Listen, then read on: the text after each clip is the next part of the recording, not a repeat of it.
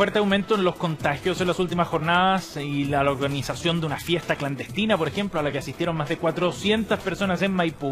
El gobierno ha asegurado que va a endurecer las medidas de fiscalización. Vamos a conversar de este tema con el subsecretario del Interior, Juan Francisco Gali, en contacto hasta ahora. ¿Cómo está, subsecretario? Buenos días.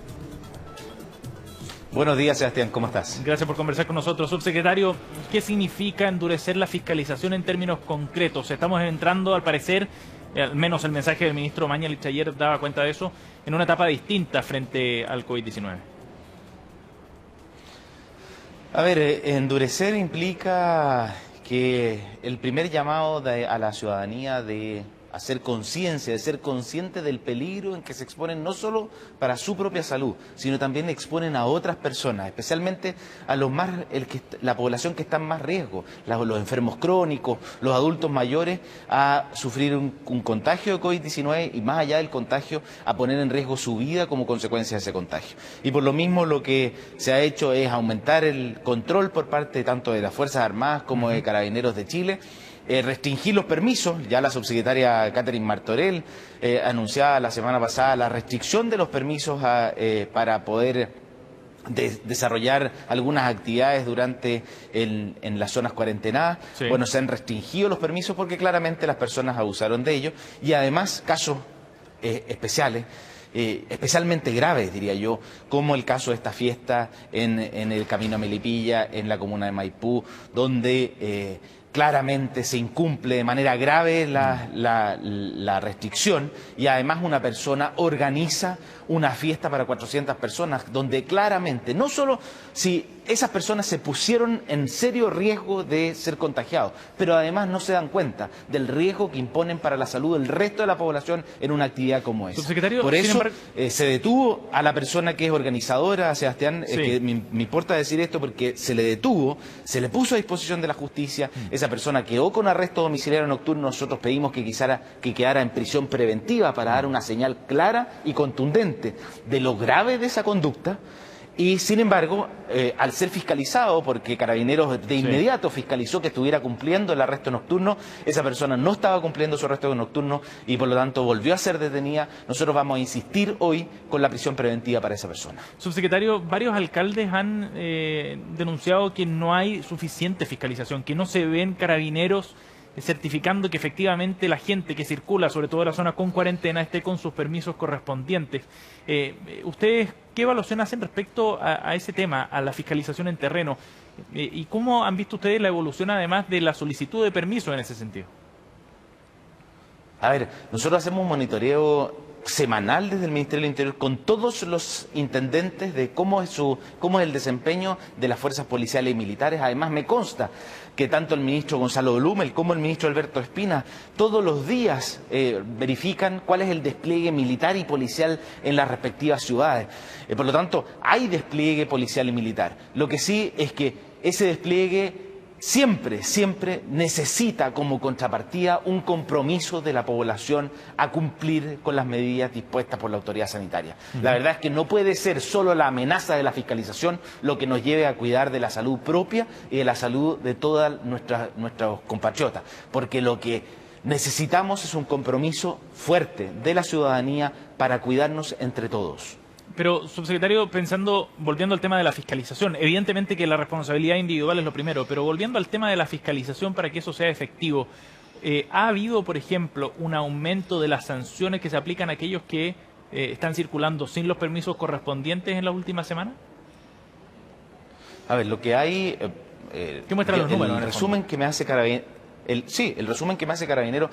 en general, porque Carabineros sigue, por ejemplo, cumpliendo sus roles de prevención del delito. Por supuesto. Y hay más de 8.500 personas detenidas durante la última semana.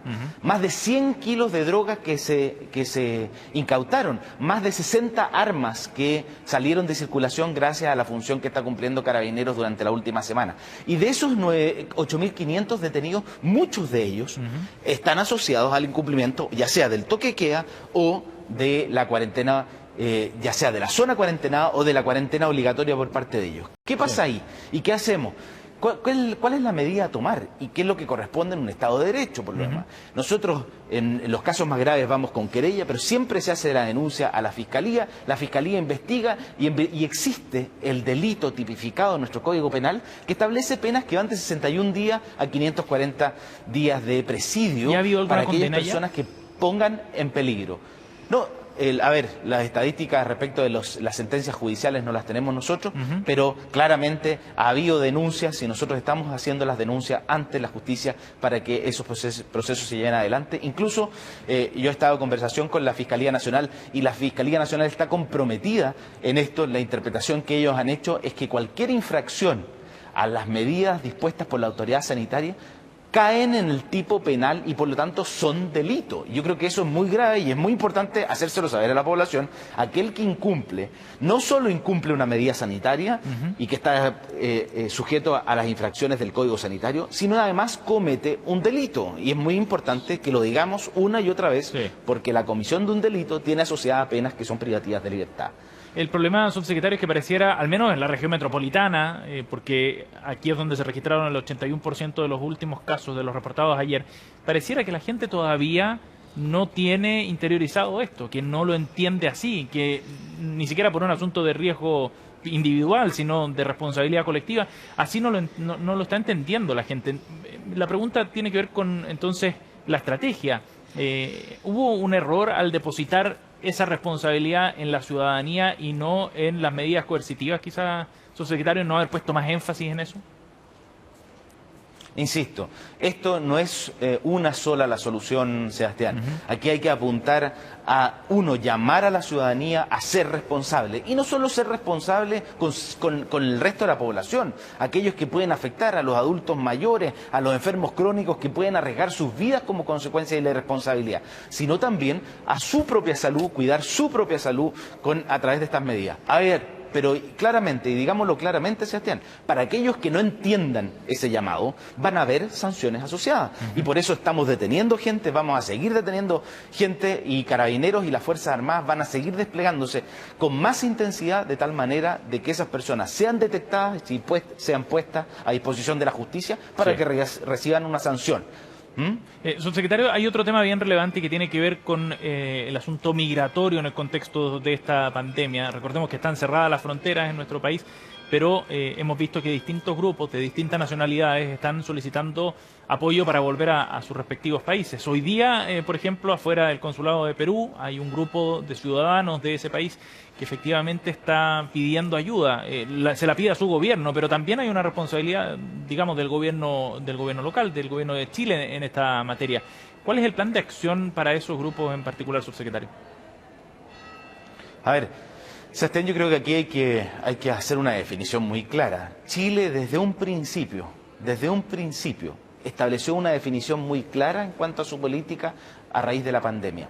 Todo ciudadano chileno y todo ciudadano extranjero residente en Chile puede ingresar a Chile con las condiciones sanitarias adecuadas, es decir, va a tener que, una vez que llegaba a Chile, al principio desde países riesgosos, después de cualquier país, tenía obligación de guardar cuarentena donde llegara. Y, sin embargo, otros países tomaron decisiones distintas. Y así nuestros países vecinos, por ejemplo, tomaron la decisión de cerrar sus fronteras incluso para sus propios nacionales. ¿Qué efecto produjo eso en Chile? Bueno, que tenemos una población de ciudadanos peruanos en Arica, bolivianos en Tarapacá, incluso alguna población aquí en la ciudad de Santiago, que, teniendo la voluntad de volver a sus países de origen, no pueden ingresar como consecuencia de este cierre absoluto de la frontera. ¿Y qué hemos hecho como país? Bueno, la Cancillería ha desarrollado intensas negociaciones con los gobiernos de nuestros países vecinos para, de esa manera, poder lograr que se abran las fronteras, y así lo hemos hecho, por ejemplo, con Bolivia, en el paso de Colchane, en Pisiga, donde Bolivia habilitó un lugar para que sus propios connacionales guardaran la cuarentena de los 15 días para que puedan ingresar a su país. Y eso lo vamos a seguir haciendo, todas las gestiones que sean necesarias para que esos ciudadanos de nuestros países vecinos o de otros países puedan retornar a su país. Bien, subsecretario Gali, gracias por conversar con nosotros esta mañana, muy amable. Muchas gracias.